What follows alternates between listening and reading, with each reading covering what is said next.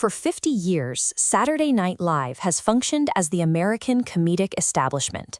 It began in 1975 as a star-making machine, launching foundational talents like Chevy Chase.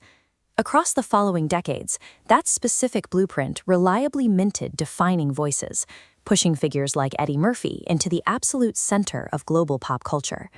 Now, the franchise is attempting its most significant geographic shift. A full adaptation has launched live on British television. The American format is built on rigid, predictable structures. British sketch comedy, however, grew out of a legacy of absurdity and structural anarchy, defined by groups like Monty Python. History is littered with failed comedy swaps across this border. British audiences are notoriously protective of their humor, and the probability of a localized version being rejected remains high. By attempting this experiment, the show's creator, Lorne Michaels, is risking a very public failure. Critics feared the final product would be a tepid cosplay of the New York original. For the premiere, the producers made a baffling choice. They launched a fiercely British adaptation with American comedian Tina Fey as the host. Producing 75 minutes of live sketch comedy is a logistical nightmare. Fey operated as an on-screen doula, hired specifically to guide a green UK cast through the terrifying mechanics of the live format.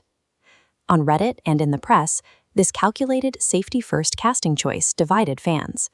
To many, it felt like a lack of confidence in the show's British identity. Deploying an American veteran proves that the priority for the pilot was operational survival.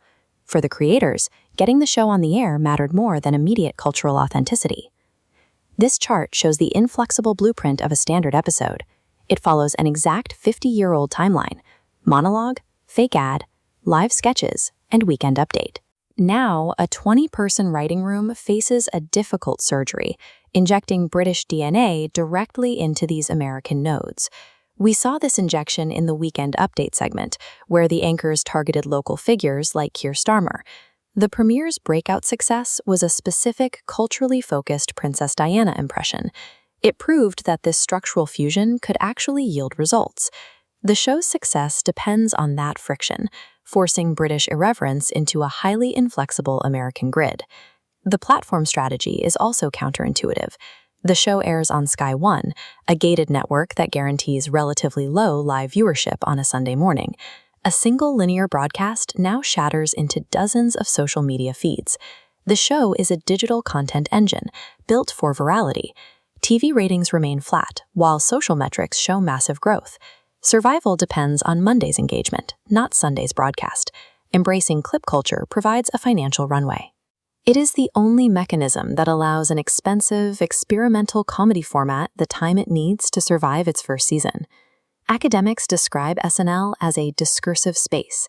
It's a dedicated cultural arena where a nation collectively processes the week's news and anxieties in real time. Britain has lacked a live, unified satirical space of this magnitude for years, leaving a significant vacuum in the media landscape. The premiere broadcast was met with a sigh of hesitant relief. The experiment didn't fail. The trajectory of The Office, the most famous transatlantic comedy adaptation in history, offers a precedent. The American version of The Office only found its voice when it stopped attempting to copy the original source material. It became a success by moving past its British roots.